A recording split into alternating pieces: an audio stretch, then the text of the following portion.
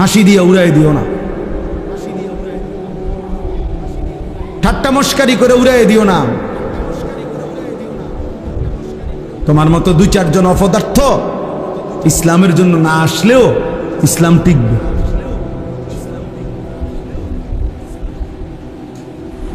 হ্যাঁ, ইয়া আইয়ুহাল্লাযীনা আমানু মান ইয়ারতাদ্দা মিনকুম আন দীনিহি ফাসাউফা ইয়াতিল্লাহু বিকওমিন।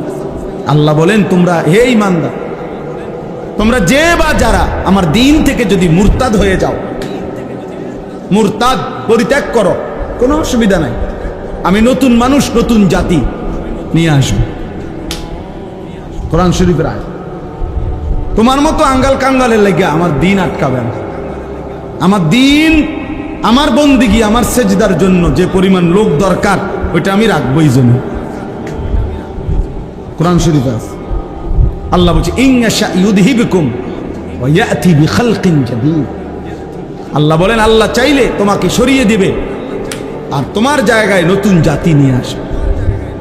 ওয়া মা যালিকা আলাল্লাহি বিআজিজ। আর আল্লাহর জন্য এটা কঠিন নয়। কঠিন বলেন চাচা, কঠিন এটা? তাইলে কত সময় কত মানুষ ষড়যন্ত্র করে, সারা পৃথিবীতে করে, আমাদের দেশেও করে। হুজুররা এইভাবে এই সিস্টেমে দমাই লাইব, মাদ্রাসা এইভাবে সিস্টেমে দমাই লাইব। পৃথিবীতে পণ্যের দাম কমে, মনে করেন 100 টাকা দাম ছিল, এটার দাম কমান হলে 90 টাকা হয়। 88,000, কালকে জিজ্ঞাসা করছি রডের টন, তো 88,000 টাকা ছিল, তো এখন কমছে 83,000 টাকা, না জানি 83,500 টাকা হয়েছে। তো এটা কমে 5,000। কিন্তু একটা পণ্য দাম ছিল 2,000, এটা হয়ে গেছে 100 টাকা। এমন হয়? এমন হয়েছে পরিকল্পিতভাবে। কওমি মাদ্রাসার হুজুররা, কওমি মাদ্রাসার দিনদার তালেব এলেমের জন্য বছরের পর বছর চামড়া উঠাইতো কোরবানির সময়। এই চামড়াটা 2,200 টাকা বিক্রি করতো এক একটা। পরিকল্পিতভাবে, ইচ্ছা করে, ষড়যন্ত্র করে জালেম এবং তার দোসররা এটা সিদ্ধান্ত নিয়ে পরিকল্পিতভাবে এটারে 100 টাকা বানাইলে। এটার দাম হয়ে গেছে, মানে চামড়া যেন কোনো কিছুই না। এটা হালাইয়া দিতে পারে, এটা হালাইয়া দাও, এটা কিচ্ছু না। উদ্দেশ্য হলো এভাবে 2-4-5 বছর পরে টাকার অভাবে, পয়সার অভাবে, খাদ্যের অভাবে কওমি মাদ্রাসাগুলো কি হয়ে যাবে? বন্ধ হয়ে যাবে। আসমানওয়ালা বলে, না তুমি যাইবা গা, কওমি মাদ্রাসা থাকবে, তোমারে বাগাই দেবো খুব সময়ে, যে কোনো টাইমে। এজন্য কওমি মাদ্রাসা বন্ধ হয় নাই, উলামায়ে কেরামও হারায়া যায় নাই। এটাই বাস্তব। এজন্য আমার তোমার কারো জন্য আল্লাহর দিন আটকাবে না, আল্লাহর দিন আটকাবে না। এটা জরুরি বিষয় বাবা। আমরা যদি এটা বুঝি ভালো হবে। একজন ছেলেই বুঝছেন, একজন বাবাই বুঝছেন। তাহলে অতএব এটা বলতেছিলাম, আল্লাহ তাআলা বলেন আমরা মুমিন, হে ঈমানদার, আল্লাহ বলেন তোমার জীবনের সব কিছু আমি আল্লাহ ঠিক করে দিছি। ইন্না হাদাইনাহুস সাবিলা, চলার পথ, জীবনের গতি আমি আল্লাহ তাআলা নির্ধারণ করে দিয়েছি। সাবিল মানে রাস্তা, আমি বলে দিয়েছি রাস্তা। আলো কোনটা, অন্ধকার কোনটা, ওটাও মোবাইলের ছবি উঠাও, মোবাইলের ছবি বেটকায় বেউকুফে, ওরা হাসে, তো নিজেই ছবি উঠাইতেছে, আবার নিজে হাসে, আবার মাথার টুপিও আছে। অপদার্থ কাহাকে বলে বুঝেননি? মানে আমার মতে আমি ব্যস্ত, আমার রঙে আমি ব্যস্ত, আমার আর নতুন করে কিছু জানারও নাই, নতুন করে কিছু শিখারও নাই। আমি যা বুঝি তাই তো, আমার বুঝে তো থুই আর জায়গা নাই। হুজুরের তো বুঝলাম কোন সময়। এই হলো ছেলেদের হালাত। কিন্তু প্রায় এই জন্য বলি আমি যে মানে প্রত্যেক বড় মোবাইলওয়ালা যার হাতে একটা মোবাইল আছে বড়, এই মোবাইলের সেইতেই একজন সাংবাদিক, এইতেই একজন বুদ্ধিজীবী। বাংলাদেশে যদি মনে করেন 5 কোটি মানুষের হাতে একটা বড় মোবাইল থাকে, 5 কোটি বুদ্ধিজীবী, 5 কোটি সাংবাদিক, এবং এই 5 কোটি মোবাইলওয়ালা দেশবাসীকে বুদ্ধি দিতে আছে, এভাবে করেন, এটা করেন, এখন এটা করা উচিত, এখন ওইটা করা উচিত। আর তোমার কি উচিত? আমার উচিত মোবাইল টিপা। বাকিদের উচিত আমি যে বুদ্ধি দেয় ওইটা করা। বুঝেন নাই কথা? বাকিরা আমার বুদ্ধিতে কাজ করবেন আর আমি শুধু মোবাইল টিপব। আফসুসের এই কয়েকদিন আগের ওই যে ওই যে নোয়াখালীতে যে প্রবাসী লোকটার 7 জন পরিবারের সদস্য যে মারা গেল, মাইক্রোটা যে পড়ে গেছে পানিতে, শুনছেন না? এটা একই পরিবারের, বেচারার সব শেষ। তার আমি সাক্ষাৎকার দেখছি, আর সেই আফসুস করে চোখের পানি ফেলে বলছে, কয় যে কত শত শত মানুষরা আমি চিল্লাইয়া কাঁদছি, ডাকছি, সবাই সবাই ভিডিও করে, সবাই ছবি উঠায়, কিন্তু আমারে কেউ, আমার এই বাঁচাইবার জন্য কেউ বলে নাই। এটা ওই বলছে। কি পরিমাণ বদনসিব এই জাতি, কি পরিমাণ বদনসিব। বেচারা কাঁদতে কাঁদতে এটা বলছে যে আমার মানুষগুলো এভাবে মারা যাইতেছে, ওরা সবাই ভিডিও করতেছে।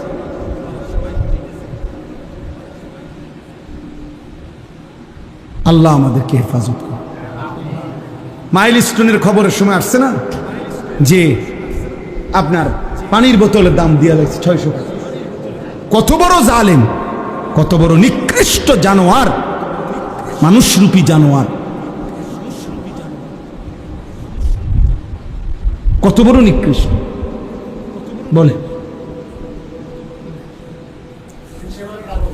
রিক্সা ভাড়া ডাবল নেও না, অগ্নিদগ্ধ ছেলেটারে উঠাইতেও চায় না, ভাড়া দিব কে? তুই মরে গেলে আমার কি, আমার ভাড়া দরকার। সাফ কথা বেটা, আমি এই সিদ্ধান্ত নিয়েই বয়ান করি। কতজন আমারে বুঝায়, বলেও আমারে, হুজুর আপনি যেই দমকান দমকান, অন্য আমি সিদ্ধান্ত নিয়েই বলি যে ছেড়ে দেওয়াবো না, আমি দেব না। একটা ছেলে কেউ না শুনুক, একজন শুনুক, অসুবিধা নেই। আমি কেউ ভোটে দাঁড়াইতাম না, আমি জনপ্রিয়তা দিয়ে করবো কি? কথা বলেন। অনেক মানুষ দিয়ে আমায় করবো কি? আমি তো ইলেকশন করতাম না। আমার কাছে অনেকে যোগাযোগ করছে, আমি বলছি না আমার এই সময় নেই, আমি আসি কামে আসি, আমি দিনই কাজ তো, হ্যাঁ আমি দিনই কাজই করি, আমি সিরা খাই না, দিনই কাজই করতেছি আমি। আপনি যদি ওই দিন একজনকে বলছি যে ভাই আপনি আমার সাথে 3 দিন আমার লগে থাকবেন, আমার খরচে থাকবেন, আমার গাড়িতে থাকবেন, 3 দিনে আমার যদি আপনি 1 ঘন্টা সময় অবসর দেখেন যে এই টাইমটা আমি ফাও গপ মারিয়ে, তাইলে আপনি এই ফাঁকে আমার মার্কাটা ঢুকাবেন। হ্যাঁ আপনি নমিনেশনটা আমার ওই সময় দিবেন, ওই ঘন্টায় দিবেন, যে এই মার্কাটা আপনি দিছি এন দিয়া, দেখছি যে আপনার হুজুর 3:30 থেকে 4টা এই টাইমটা আপনার কি আছে, অবসর আছে। আপনি কিছু সময় তো আমাকে ঘুমাইতে হবে না নাকি? এটা আমার কাজেরই তো অংশ। কিছু সময় আমাকে নাস্তা করতে হবে, এটা তো আমার কাজেরই কি অংশ। ফাও নষ্ট করতেছি বেহুদা, এইটা আপনি আমার থেকে বের করে নেন। 3 দিন না 10 জন 1 মাস থাকেন, আলহামদুলিল্লাহ।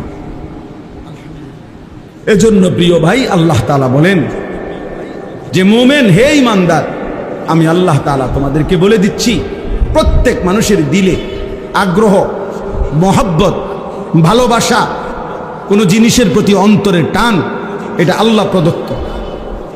এটা একটা ফিতরাত, সৃষ্টিগতভাবেই স্বভাবগতভাবেই মানুষ কারো না কারো প্রতি আকর্ষণ অনুভব করে, হৃদয়ের টান অনুভব করে, মহব্বত, ভালোবাসা মানুষের অন্তরে আল্লাহ প্রদত্ত। আল্লাহ তাআলা এখানে বলছেন যে হে আমার মুমিন বান্দা, ইন্নামা ওয়ালিয়ুকুম নিশ্চয়ই তোমাদের বন্ধু, ভালোবাসার পাত্র, প্রিয়জন তোমার হৃদয়ের ঠাঁই হবে, ভালোবাসার পাত্র হবে, তোমার বন্ধু হবে। কে? এক নম্বরে আল্লাহ। কে? ইন্নামা ওয়ালিয়ুকুমুল্লাহ। আল্লাহ বলেন মুমিন তোমার প্রথম বন্ধু হবে আল্লাহ। কে? ওয়াল্লাযীনা আমানু আশাদ্দু হুব্বাল লিল্লাহ। আল্লাহ বলে যারা মুমিন, যারা ঈমানদার, তাদের সবচেয়ে বেশি ভালোবাসা আল্লাহর জন্যে। কার জন্যে? আল্লাহ বলেন জমিনে আমি এমন বান্দা সর্বদাই রাখবো, ফাসাউফা ইয়াতিল্লাহু বিকাউমিন ইউহিব্বুহুম ওয়া ইউহিব্বুনা। এমন বান্দা আমার জমিনে থাকবেই যারা আমি আল্লাহকে ভালোবাসে, আমিও যাদেরকে ভালোবাসি। ইউহিব্বুহুম ওয়া ইউহিব্বুনা। আল্লাহ বলে বান্দা তুমি যদি আমাকে নাও ভালোবাসো কোনো অসুবিধা নাই, মনে রেখো আমার জমিনে এমন বান্দা ছিল, আছে, থাকবে যারা আমাকে ভালোবাসে, আমিও যাদেরকে ভালোবাসি। বান্দা বলবে জমিন থেকে আল্লাহ আমি আপনাকে ভালোবাসি, আর শাজিমের মালিক আল্লাহ বলবে বান্দা আমিও তো তোকে ভালোবাসি। রাদিয়াতাম মারদিয়া। ইয়া আইয়াতুহান নাফসুল মুতমাইন্নাহ ইরজিই ইলা রাব্বিক রাদিয়াতাম মারদিয়া। আল্লাহ একটা পর্যায়ে মুমিন ইমানদারের উপরে যখন আল্লাহ খুশি হয়ে যায়, তো আল্লাহ নিজেই ডাক দেয়, হে আমার প্রিয় আত্মা, হে আমার প্রশান্ত আত্মা মুমিন, ইরজিই ইলা রাব্বিক, তুমি আমি রবের কাছে এসে পড়ো, আইসে পড়ো বান্দা, ফিরে আসো তুমি আমার কাছে। আজরাইল মালাকুল মউত পাঠাচ্ছি, যাও তুমি আইসা পড়ো তার হাতে ধরা দিয়ে মৃত্যু গ্রহণ করে। তো বান্দা যেন মুমিন প্রিয় বান্দা যেন বলে আল্লাহ আমি কি আপনার কাছে তাহলে চলেই যাব, দুনিয়াতে বুঝি আর থাকবো না? তো আল্লাহ বলে রাদিয়াতাম মারদিয়া। কেন থাকবা? আমিও তো তোমার উপরে রাজি, তুমিও তো আমার উপরে রাজি, আর থাকবা কেন? আইসাই পড়ো। মাকসাদ তো অর্জন হয়েই গেছে, তুমি আমার ভালোবাসা চেয়েছিলে, আমিও তো তোমার ভালোবাসা চেয়েছিলাম, ভালোবাসার হক তো আদায় হয়ে গেছে। रादियतम मर्दिया। हम यहाँ से तुम वहाँ से, दोनों जानिब से इशारा हुआ। আমি এখান থেকে তিনি ওইখান থেকে, দুই দিক থেকেই ইশারা হয়েছে, দুইজন দুইজনকে ভালোবাসে। আমার শায়েখ আল্লামা মুফতি মুশতাকুর নবী কাসিম হুজুর বলে একটা পর্যায়ে যেন এমন হয় আল্লাহ যেন বলে বান্দা তুমি আর আমি, আমি আর তুমি, তুমি আর আমি, আমি আর তুমি।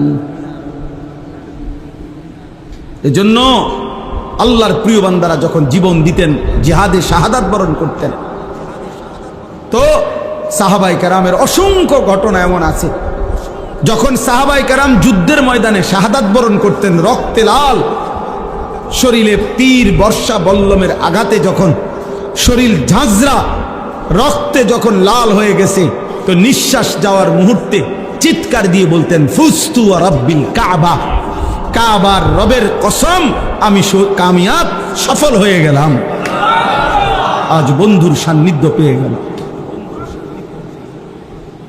निकल जाए दम तेरे कदमों के नीचे, यही दिल की हसरत, यही दिल की आरज़ू है।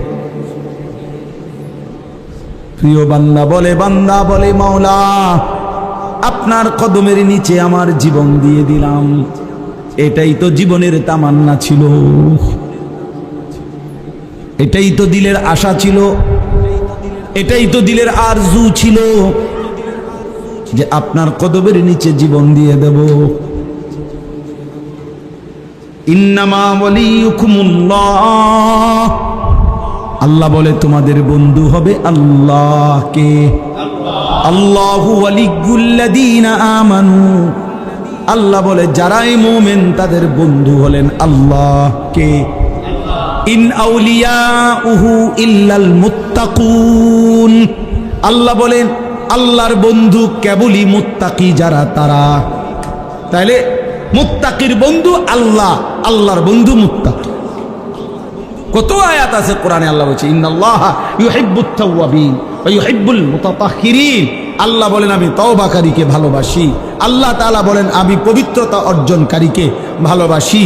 আল্লাহর নবী বলছেন হাদিসে কুদসিতে ওয়াজাবাত মাহাব্বাতি, আল্লাহ বলেন আমার ভালোবাসা তার জন্য ওয়াজিব হয়ে যায়। লিল মুতাহাব্বিনা ফিয়া, যে দুই বান্দা আমি আল্লাহর সন্তুষ্টির জন্য একে অপরকে ভালোবাসে, তাকে ভালোবাসা তাদের দুইজনকে আমার জন্য ওয়াজিব হয়ে যায়, আমিও তাদেরকে ভালোবাসি। ফাত্তাবিউনি ইউহিব্বুকুমুল্লাহ, আল্লাহ বলে আমার বন্ধুর একটা সুন্নাত যে অনুসরণ করে আমি আল্লাহ তাকে ভালোবাসতে থাকি। সে মিসওয়াক করছে আমি তাকে ভালোবাসতে থাকি, সে দস্তরখান বিছায় খাচ্ছে আমি আল্লাহ তাকে ভালোবাসি, সে দাড়ি রাখতেছে আমি আল্লাহ তাকে ভালোবাসি, তার স্ত্রী পর্দা করে আমি তাকে ভালোবাসি, সে হালাল পথে চলতে থাকে আমি তাকে ভালোবাসি, কারণ সে তো আমার বন্ধুর সুন্নাত একটা করে অনুসরণ করে। ফাত্তাবিউনি ইউহিব্বুকুমুল্লাহ, আল্লাহ আমাকেই তৌফিক দান করে। ভাবছিলাম অল্প একটু বয়ান করুন, এখন দেখে মনে হইতেছে আমার কাছে গরম কমে গেছে, আমার কাছে পয়লা আমার কাছে একটা গরম লাগছে, এখন কমে লাগতেছে। আলহামদুলিল্লাহ আলহামদুলিল্লাহ আয় কারীম। তাহলে এজন্য আজকে নওজোয়ান তোমরা যদি এটা বুঝতা কত না ভালো হতো, কত না ভালো হতো। 2 নাম্বার আল্লাহ বলেন ওয়া রাসূলুহু, দ্বিতীয় ভালোবাসা মুমিনের রাসূলুল্লাহ। মুমিনের প্রথম ভালোবাসা কার জন্যে? দ্বিতীয় ভালোবাসা কার জন্যে? রাসূলুল্লাহ সাল্লাল্লাহু আলাইহি ওয়াসাল্লাম। লা ইউমিনু আহাদুকুম হাত্তা আকুনা আহাব্বা ইলাইহি মিন ওয়ালিদিহি ওয়া ওয়ালাদিহি ওয়ান নাসি আজমাইন। নবী সাল্লাল্লাহু আলাইহি ওয়াসাল্লাম বলেন তোমাদের পিতামাতা সন্তানাদি পৃথিবীর সব মানুষের চাইতে যদি আমাকে ভালো না বাসো পরিপূর্ণ মুমিন হইতে পারবে না। হযরত ওমর রাদিয়াল্লাহু তাআলা আনহু বলছি ইয়া রাসূলুল্লাহ আমি সব কিছুর চাইতে আপনাকে ভালোবাসি, শুধু আমার জীবনটা নয়, ইল্লা মিন নাফসি, জানের চাইতে বেশি ভালোবাসি না, বাকি সব কিছুর চাইতে। নবীজি বলছে লা লা ইয়া ওমর, না না ওমর পূর্ণ মুমিন হও নাই। ফাওয়াল্লাযী নাফসি বিয়াদিহি হাত্তা আকুনা আহাব্বা ইলাইকা মিন নাফসিক, আল্লাহর শপথ যার হাতে আমি রাসূলের জীবন, যতক্ষণ না তোমার জানের চাইতে আমি বেশি মহব্বতের না হব পরিপূর্ণ মুমিন হতে পারবে না। তখন হযরত ওমর বলেন ফাওয়াল্লাহ লা আনতা আহাব্বু ইলাইয়া মিন কুল্লি শাইইন হাত্তা মিন নাফসি, তাহলে এখনই ঘোষণা করলাম নবী আল্লাহর কসম আপনি আমার সব কিছুর চাইতেই বেশি প্রিয়, জানের চাইতেও বেশি প্রিয়। আপনি বলেন এখন জান দিয়ে দেব আপনার। আল্লাহ নবী বলেন আল আনা ইয়া ওমর, ঠিক আয় ওমর, ওকে এখন কি হলে পূর্ণ মুমিন। ইন্নামা ওয়ালিয়ুকুমুল্লাহ ওয়া রাসূলুহু, আল্লাহর পরে ভালোবাসা কার জন্যে? ওয়াল্লাযীনা আমানুল্লাযীনা ইউকিমুনাস সালাহ। প্রিয় ভাই শোনেন, ছেলে শোনো, আল্লাহ বলে 3 নম্বরে ভালোবাসা হলো ওই সমস্ত মুমিনের প্রতি, ওই মুমিনের সাথে আল্লাযীনা ইউকিমুনাস সালাহ, যারা 5 ওয়াক্ত নামাজ আদায় করে। এজন্য একজন ইমানদার কোন বেনামাজি ফাসিক ওইরকম কোন নাফরমানকে ভালোবাসতে পারে না, মুসলমান হইলে পারে না। সরাসরি কোরআনের আয়াত। আল্লাহ বলছে ইমানদারের প্রথম ভালোবাসা আল্লাহর জন্য, দ্বিতীয় ভালোবাসা রাসূলুল্লাহ সাল্লাল্লাহু আলাইহি ওয়াসাল্লাম, তৃতীয় ভালোবাসা ওই মোমেনের জন্য যে মোমেন কি নামাজ, বলেন না কি, ওয়ায়ুতুনাজ যাকাত, এবং যারা যাকাত দেয়, অহুম রাকিউন, যারা আল্লাহর প্রতি বিনম্র, আল্লাহর প্রতি অনুগত, আল্লাহর প্রতি ঝুঁকে থাকে। রুকু মানে কি? রুকু মানে তো মূলত কি? ঝুঁকা, ঝুঁকা। তো আল্লাহর দিকে যে কি থাকে, যে নামাজ আদায় করে, যে যাকাত আদায় করে, যে আল্লাহর দিকে ঝুঁকে থাকে, আল্লাহ বলেন সেই হবে মুমিনের বন্ধু। আমি যে সারা জীবন বলি অনেক ছেলেদেরকে, বেটা 8 ঘন্টা বেটা তুই এমন ছেলের সাথে হাঁটলি, ওই নাফরমান তোরে এক ওয়াক্ত নামাজের কথা বললো না, একটাবার আল্লাহর নাম এই হাইওয়ানের মুখ দিয়া বাইর হয় নাই। 3টা বাজে তার লগে বাইর হইলি, রাতের 11টা বাজে ঘরে আসলি, 8 ঘন্টা পর্যন্ত এই হাইওয়ানের মুখ দিয়ে একটাবার আল্লাহ, রসুল, আখেরাত, মাঝখান দিয়ে আসরের আজান হইছে, মাগরিবের আজান হইছে, এশার আজান হইছে। এত বড় শক্ত হাইওয়ান, এত বড় শক্ত নাফরমান, তার মুখ দিয়ে একটাবার কিরে আমিও তো মুসলমান, তুইও তো মুসলমান, আজান হইতেছে নামাজ পড়তি না, কিরে আল্লাহর ইবাদত করতি না, একটাবার বললু না?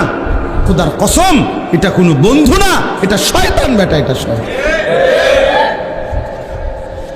এটা শয়তান, শয়তান, এটা শয়তান। ওই নারী শয়তান, ওই মেয়ে শয়তান, ওই ছেলে শয়তান বেটা, যে তোকে আল্লাহ চিনায় না। ও আবার বন্ধু কিসের? ও কিসের বন্ধু? দুশ্মন। ও তো দুশ্মন, ও তো আদুব মুবিন, ও তো প্রকাশ্য শত্রু।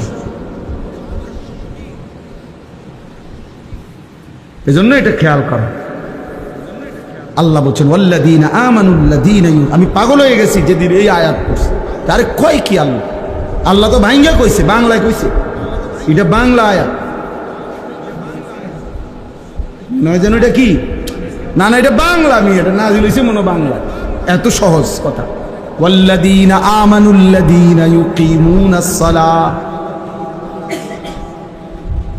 আল্লাহ বলছে মুমিনের বন্ধু হবে ওই মুমিন যে মুমিন নামাজি। লা তুসাহিব ইল্লা মুমিন, ইমানদার ছাড়া কাউকে বন্ধু বানায়ও না, নবী বলছে। ওয়ালা ইয়াকুল মালাকা ইল্লা তাকিয়ুন, মুত্তাকি ছাড়া কাউরে মহব্বত কইরা খাওয়াইও না। হুমকি দমকির ভয়ে সামাজিকতা রক্ষার্থে যদি কাউরে খাওয়াইতে হয় খাওয়াইলে আর কি, কলিজা দিয়া যে ভালোবাসা, এই ভালোবাসা দিয়া কোনো ফাসেকরে, কোনো নাফরমানকে খাওয়াইও না, নবী নিষেধ করছে। এই জন্য আলেম ওলামারে মানুষ কলিজা দিয়া খাওয়ায়। আপনি বিরোধিতা করলেও খাওয়াইব, আপনি পক্ষে থাকলেও খাওয়াইব।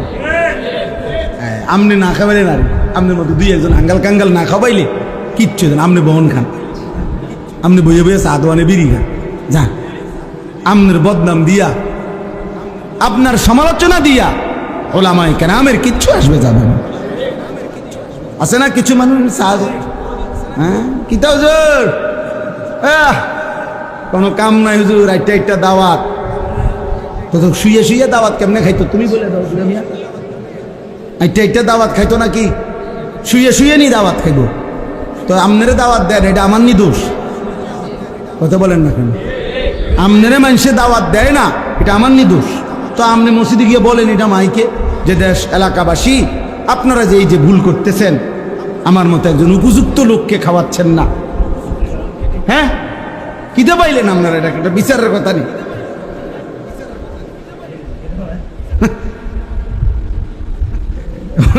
আজকে কয়টা দাওয়াত, ওনার গাও জ্বলে, ওনার গাও জ্বলে, হুজুরের দাওয়াত খায় কা, ওনার গাও জ্বলে। আল্লাহ আমাদেরকে মাফ করে দেন। তাহলে হুজুর বলতেছি না, মানে যে কোনো মোমেন, যে নামাজি, যে আখলাকওয়ালা, তো সেই হবে মোমেনের কি বন্ধু। এই জন্য ছেলেরা, বাপ একজন ছেলেই শোন, জিন্দিগি চেঞ্জ করো, কোন অসৎকে বন্ধু বানায় না, চরিত্রহীনকে বন্ধু বানায় না। যে নারী বেপর্দা সে তোমার আপন হবে না। যে এত পুরুষকে দেখাইতে পারে বিবাহ বহির্ভূত হারাম আল্লাহর সাথে যে সীমালঙ্ঘন করে, আল্লাহর হুকুম যে মানে না, সে পরবর্তীতে বিবাহের পরে তোমার কথা শুনবে কেমনে? হয়তো এর চাইতে বড় গোটা কায়নাতের মালিক আল্লাহরে মানে না, তোর মতো বেড়া আঙ্গাল কাঙ্গাল রে মানবো কিত্ত বেড়া। এই জন্য শেষ পর্যন্ত বেহায়া নারী, বেপর্দা নারী, 12 বছর সম্পর্ক বা 8 বছর 3 বছর, শেষ পর্যন্ত ফাসাদ লাথি। হ্যাঁ, বিয়ে করবার 6 মাস পরে আমার কাছে তাই কান্দে যে একটা আলগা তাবিজ দেন, একটা শক্ত পাথরের মতো তাবিজ, তাতে বেডি লড়ে সরে না, জাগাত বইয়া তাই এরকম একটা তাবিজ দেন। কি তাবিজ আছে তোর? হাদিয়া যাই হোক লাগুক 20,000 টাকা, তাই বেডির বয়ালাম জাগাত, এমন একটা তাবিজ দেন। আর তো কাম নাই, আপনি তো আপনার আখলাক আগে নষ্ট করে দিছেন, আপনি তো নিজেকে বরবাদ করে দিছেন। এই জন্য ক্ষতিগ্রস্ত হবা যুবক, কোনো মেয়ের সাথে হারাম কোনো সম্পর্ক করো না। বিবাহ বহির্ভূত, খোদার কসম, বিবাহ বহির্ভূত কোনো সম্পর্ককে প্রেম বলে না। মহাব্বত এই শব্দ হারামের ক্ষেত্রে ব্যবহার করার অনুমতি নাই, জায়েজ নাই। এজন্য কোনো ছেলে মেয়ে, নারী পুরুষ বিবাহ বহির্ভূত হারাম যে সম্পর্ক, পরকীয়া হোক আর অবৈধ অবিবাহিত ছেলে মেয়ে হোক, সেটাকে ভালোবাসা বলা, প্রেম বলার কোনো অনুমতি নেই। এটা জেনা। ওটা কি? জিনা। জেনা ওটা বেবিচার। চোখে দেখলে চোখের জেনা, হাত দিয়ে ছুঁয়ে দিলে হাতের জেনা, কান দিয়ে কথা শুনলে কানের জেনা, পাও দিয়ে সে সাথে হাইটা গেলে পায়ের জেনা, দিল দিয়া ভাবলে দিলের জেনা, লজ্জাস্থান দিয়ে অপকর্ম করলে লজ্জাস্থানের জেনা। খালাস, সব জেনা। হাদিসে আছে, নবী সাল্লাল্লাহু আলাইহি সাল্লাম বলছেন, আল্লাহ তাআলা সবচেয়ে বেশি রাগান্বিত হয় জমিনে কোন অপরাধের কারণে জানেন? জিনা। খোদার কসম, আল্লাহ তাআলা জমিনে কোন পাপের কারণে সবচেয়ে বেশি রাগান্বিত? কোন পাপ? হ্যাঁ, নবীজি সাল্লাল্লাহু আলাইহি সাল্লাম আল্লাহর গায়রতে নবীজি বলছে, আল্লাহু আগিয়ারু মিন্নি, আল্লাহর আত্মসম্মানে সবচেয়ে বেশি আঘাত লাগে কোন পাপের কারণে? নবীজি বলছেন জিনা। হ্যাঁ, এই জন্য আল্লাহ পাক ইসলামী শরীয়তে আর কোনো পাপের শাস্তি এত মারাত্মক নাই, জিনার শাস্তি যা। আল্লাহ যেন বলছে, এত গোস্বা হয়েছে বন্ধু, ওই বিবাহিত জেনাকার ব্যভিচারী পাথর মাইরা লান, এখন পাথর মারেন, পাথর ওরে পাথর মারেন, ফারজুমুহু, ওরে পাথর মারেন। আমরা কেউ না মানলাম তাই বলি কি আল্লাহর বিধান অকার্যকর? কেমন গুসাটা হইলে আল্লাহ এটা করে? মাইরা লাও, তারে মাইরা লাও, তারে মাইরা ফেল, পাথর মারেন। নারী নারী হোক, ছেলে ছেলে হোক, ছেলে মেয়ে হোক, পুরুষ পুরুষ হোক।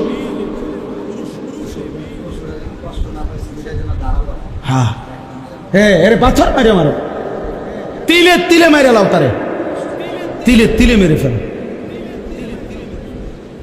এই জন্য হাদিসের মধ্যে আছে, আমি নিজে পড়ছি, এক ব্যক্তি নবীজির কাছে এসে যখন বলছি, ইয়া রাসূলুল্লাহ ইন্নী কদ জানাইতু, আমি জেনা করেছি, ফাকিম আলাইয়া, আমার উপরে শরীয়তের বিধান কার্যকর করে। নবীজি চোখ বড় হয়ে গেছে, 3 বার নবী জিজ্ঞাসা করছে, আবিকা জুনুন, আরে তুমি কি পাগল? জুনুন মানে কি? তুমি পাগল? তুমি কি বললা এটা? ইন্না লিল্লাহি, ওই কি কয়? মুসলমান এটা কি বলে? মুসলমান এটা কেমনে বলে? শোনো ভাইয়া, নবী সাল্লাল্লাহু আলাইহি সাল্লাম তখন সাহাবাদেরকে বলছে, যাও এলাকায় যাও, খবর লাগাও এ কোনো পাগল কিনা, প্রতিবন্ধী কিনা। ওই কি কয়? হ্যাঁ বলে জিনা করছে। সাহাবীরা খবর নিয়ে আইসা বলছে, ইয়া রাসূলুল্লাহ, না, সে পাগল না, সে সত্যিকার অর্থেই জিনা করেছে। আল্লাহ নবী সাল্লাল্লাহু আলাইহি সাল্লাম বলেন, তাহলে যাও তাকে পাথর মেরে মারো। এবং পাথর মারছে। যিনি রাহমাতুল লিল আলামিন, নবী কি কথা বুঝেন নাই চাচা? তিনি রাহমাতুল লিল আলামিন, ওই যে মাওলানা আনাস সুন্দর কথা বলছে, নবীজি বলছে একটা কোরবানির প্রাণী জবাই করলে তোমরা ওই প্রাণীর জন্য জবাই করবা যে ছুরিটা দিয়া, ওটার বেশি করে ধার দিয়া লো, যাতে করে দোতা ছুরি দিয়া জবাই করে পশুটারে কি দিও না। সেই রাসূল বলতেছে একটা আস্থা মানো, ওরে পাথর মারো। আল্লাহ বলছে ওরে পাথর মারো। এবার বলো ভাইয়া, হারাম এই কাজের প্রতি আল্লাহর কি পরিমাণ নারাজ। পুরুষে পুরুষে সমকামিতা অপকর্ম করত, এই পৃথিবীতে এর চাইতে জঘন্য শাস্তি আল্লাহ তাআলা আর কোনো জাতিকে দেয়নি। কওমে লূতকে আল্লাহ যেই শাস্তি দিয়েছে, সাতবক জমিনের মাটি উঠাইয়া এরপরে আসমানের কাছে নিয়ে উল্টাইয়া একটা আসার দিছে, দিয়া এটার উপরে ফাজআলনা আলিয়াহা সাফিলাহা, কোরআনে আছে আমি নিচের ভাগ মাটি উপরে উঠাই লাইছি, উপরে